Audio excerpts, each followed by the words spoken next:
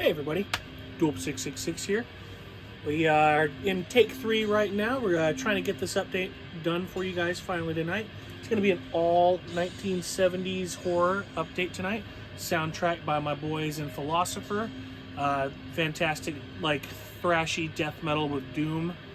You should definitely go check it out. This is their latest promo tape. I'll have the link in the description. You guys know how I like to start this out. Cheers to all you stoners out there.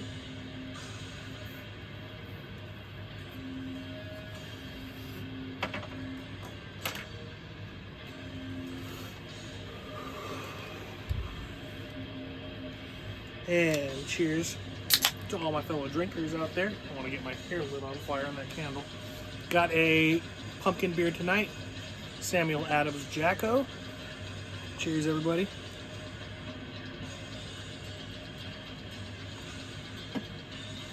Special shout out to my boy DanTheSandman, who's been showing me a lot of love in his videos lately. Bringing you a big stash of pumpkin beer as soon as I can, brother.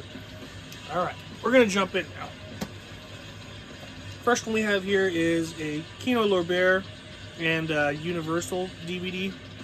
This is 1972's The Screaming Woman. This is, like I said, a TV movie. My mom grew up watching this, apparently. And I'm going to turn this down just a little. She grew up watching this with my aunt, apparently, on TV when she was a kid, and loved it so much that she told me about it while we were watching another TV movie when I was a teenager. That's actually the last film in this update, so we'll get to that eventually. But yeah, this was actually pretty solid, like slightly psychological sort of thing. Everyone's just like, it appears that everyone's just gaslighting the main character the entire movie, and you have to figure it out for yourself, you know. Very short runtime, so the pacing's good. I think the acting's pretty decent for a TV movie, so I think you should give it a shot. Give it a shot, for sure. Next one here we have is a Bob Clark film, Murder by Decree, from 1978. This is like a Jack the Ripper sort of slasher, whodunit sort of thing. This is an Anchor Bay release. I think this is also a full rental copy or something as well. Yeah, it's got like a library sticker on it. But anyways, this is a pretty solid flick. I love Bob Clark flicks. I will say, though, that maybe he bit off a little more than he could chew with this one. It feels authentic. The acting is good. It just, in execution overall, the concept, I feel, it just wasn't quite as engaging as I feel like his other films are. Like, one of my favorite films by him is Black Christmas. That's one of my favorites of all time. So, yeah. Still good, just not my favorite from him. Definitely check it out, though. Okay. Fair warning, guys, next few are not going to be directly horror films. There's just horrifying shit taking place in them.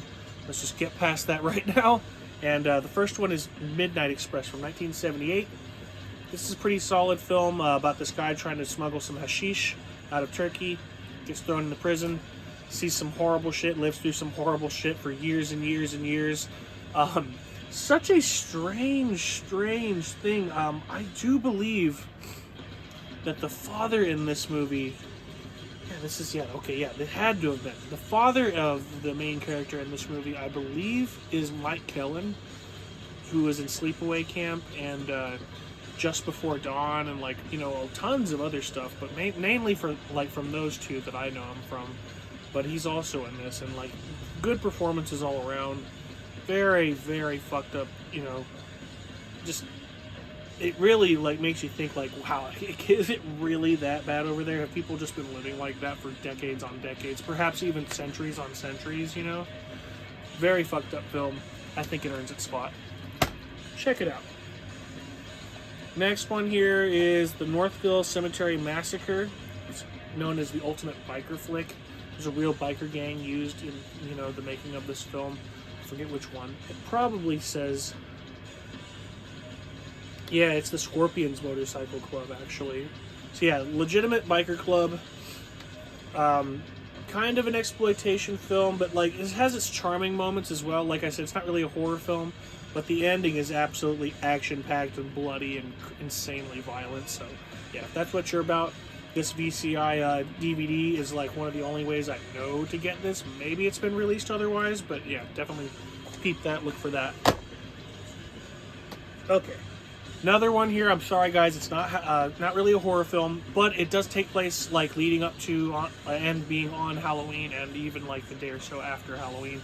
And it's a Don Coscarelli film. This is Kenny and Company from 1976.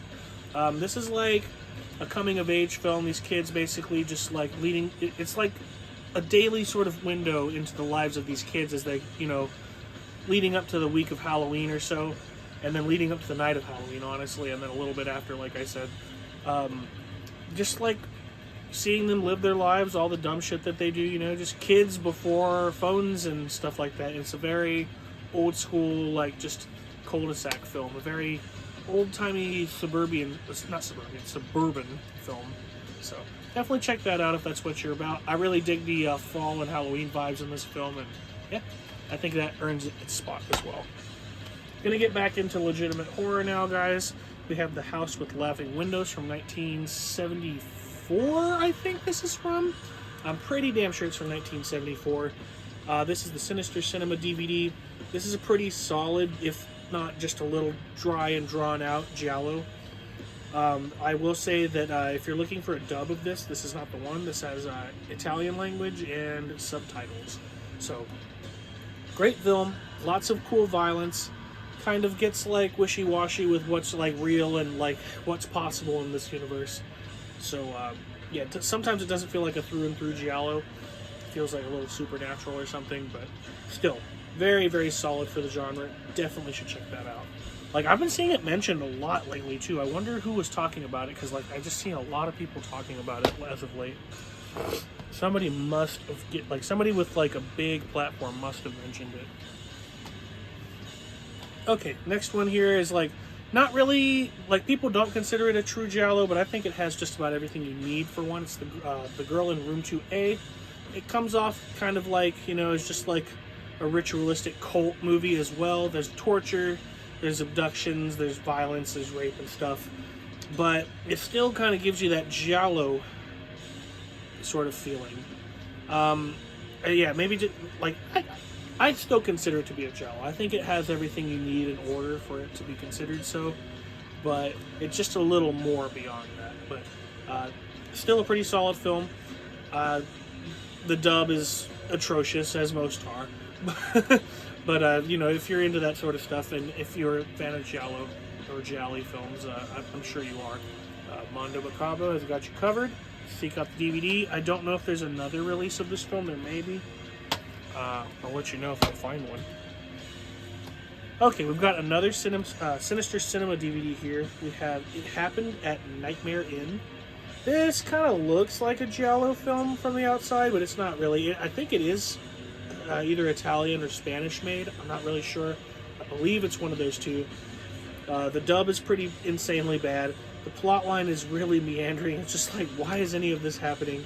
It reminds me a lot of the film Frightmare that I just had in my last 70s update. It's just like a meandering plot. People are killing. You're with the killer. It's a slasher, but you're with the killers. You know they're the killers. You know what they're going to do. You know who they're going to do it to. You're just kind of waiting to see how they do it. And yeah, if that's your bag, that proto-slashery sort of element, then this is definitely for you. It Happened at Nightmare Inn, and I believe that one's from 1973. Okay, for 1971, we have Kiss Me, Kill Me, aka Baba Yaga. This is like a sex cult sort of film. Like, it's very, very, very sleazy, but it also bears a lot of resemblance to giallo films as well. Very, very, very stylistic, giving like 60s Dario Argento vibes, I think. Like, especially like the beginning. Like, even the credits, the opening credits are very, very stylistically driven, and I really enjoyed it. Get out of here. They're always interrupted with ads. Alright, but anyways, this is a very thin, strange little copy of this film. I'm sure there's better editions of it out there, but yeah, it's the Carol Baker film, Kiss Me, Kill Me, Baba Yaga. Definitely check it out if you're into sleazy stuff. Keeping it within that lesbian realm, we have Requiem for a Vampire, aka Caged Virgins from 1971, yeah. And this is a redemption DVD, a rather beat up one, I might add, that I got from my drummer. He had a yard sale and I just picked this up for like probably $1. And I couldn't believe I found a redemption DVD there. Much less one of the most sleazy and absolutely just filled with rape films I've ever seen in my life. Absolutely atrocious by modern standards. You could definitely not do what this movie does, today. But, for all those people that are into hardcore sleaze and just like very, very micro-budgety films, like this is like a cross between like The Last House on Straw Hill or The House on Straw Hill, I think that's the title, and The Clown Murders. Like, there's weird, like, lesbian shit going on. There's a vampire, like, rape cult. And then there's, like, some sort of also, like, very wacky other, like, plot developments. So, take it with a grain of salt. But, pretty fun flick regardless. It's just definitely grindhouse sleaze trash. Next one I'm not going to talk too much about. I've showed this a lot. This is just another thin little case. 1973 is the Satanic Rights of Dracula. Not the worst Christopher Lee film, as far as Dracula is concerned. Not nearly the best. Going to leave it at that. Talked about that quite a bit. This next one is a Midnight Movies release of Empire of the Ants, 1977. I pretty much pick up anything with that Midnight Movies release. Just anything within this line I've really enjoyed for the most part, and this is no exception. I'd never really heard of this. This is like a 1970s reimagining of Them. Like, it's not really that expansive to where like the military gets involved, but it's still like a giant ant film. And I think, even though the effects are kind of primitive, I think they're done well enough. They use that technology well enough that it still looks like fairly convincing, and it's pretty terrifying if you're pretty good at immersing yourself in the film. I think, at least. I really enjoyed it. So yeah, it's the only giant creature feature film in this update, so go check that out. I really enjoyed it. Alright, we went away from the sleaze for just a second, and we're back. We're back with Born for Hell, 1979, I believe this one came out. No, wait, no, much earlier, 1975. This is another exploitation film. It's like a vetsploitation film on the rape and violence side, of course. Rape revenge. Definitely not one of the best. Still pretty rough. Still pretty brutal. If that's what you're into, I'm pretty much going to leave it at that. You know what's going to happen. Pretty much the same thing happens in all of these films. You just want to see, like, what gratuitous violent shock are they going to put in this film. You got to see it for yourself.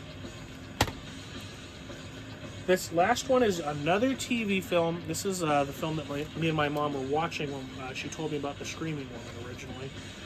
We must have seen this on TV when I was like 15. Some good 15, 16 years ago already. And I didn't even know that it was from the archive collection from Warner Brothers, who have released so many of my favorite films, like not even just horror films, just so many of my favorite films back in the day on DVD. And it is Bad Ronald, 1974. This is, like I said, a TV movie. Guy is living with his mother, and he kind of fucks up, kills a little girl by accident, goes into hiding. He, like, lives in the house, like, still, but he's in the walls, and his mom is hiding him. And then she dies, and a new family moves in. And the movie from there just gets weirder and weirder. And, like, you gotta see it. It's a very, very cool concept. Very short runtime. The pacing's fantastic. Couldn't recommend it high enough. You should definitely check out Bad Ronald. And shout out to Sean C. Phillips from the Cool Duder channel for telling me about it. Like, even before my mom did. Like, I've known about this since I was like 13 or 14 from watching his videos. So, yeah. Shout out to Sean. And, yeah, go check out Bad Ronald. Very cool film. And that's going to wrap it up, guys. Once again, Philosopher is the soundtrack for today. It's a new promo tape. Go check that shit out in the description below if you're into death metal. And, yeah, I will see you guys again soon. Hopefully, I will get the 80s update within, like, the next week and a half. And then on Halloween, I'm hoping to have a 90s horror update. So, yeah, we're looking forward to that. Going to keep the shorts coming. Going to keep the random spooky vibes coming, you know, as best as I can. And I will see you next time. Everyone, go watch some horror films. Have a safe evening. And I will see you guys again soon. Keep on creeping, y'all. Duel 666 out.